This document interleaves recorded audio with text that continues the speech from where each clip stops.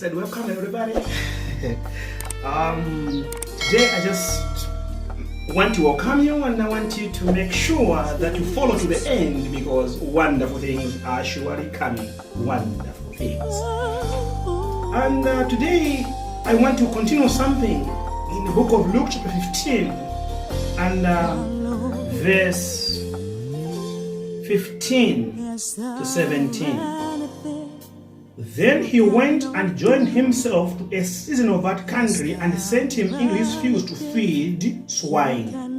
And he would gladly have filled his stomach with the pods that the swine ate, and no one gave him anything. But when he came to himself, he said, how many of my father's hired servants have bread enough to spare, and I perish with hunger? I will rise up and go to my father's house, and I will say to him, Father, I have sinned against heaven and before you. Brethren, I just want to deal with something here today. And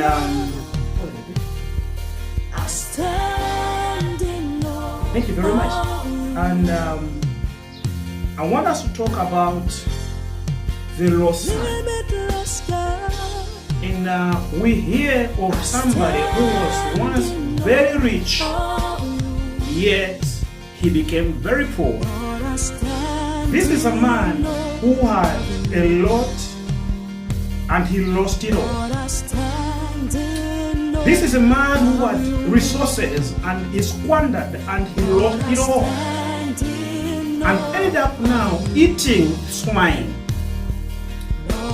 And now the answer between him and his recovery was in his understanding of who he really was.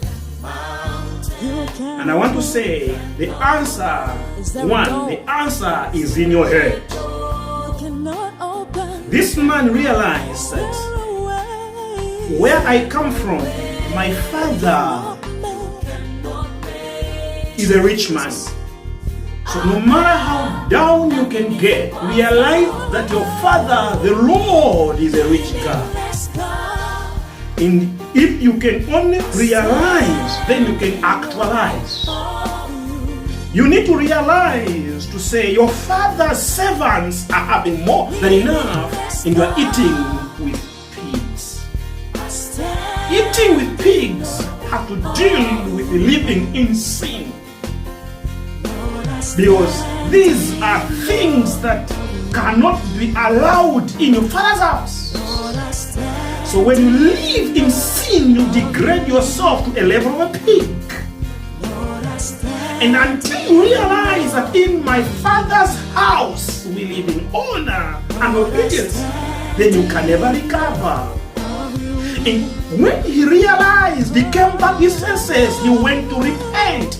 So I'm calling upon you, child of God, to repent and get back to God. The biggest problem facing the universe is sin. And if you can deal with sin, then even our lives can be more healthier than where they are today. So many of us have been lost and we are lost. But an appeal from the Father is for you to begin not to be proud, but to say, I am going back to my source. The biggest problem that you and me have today is when you begin to think that you can do without your father. That child lost it all because it is connected from the source.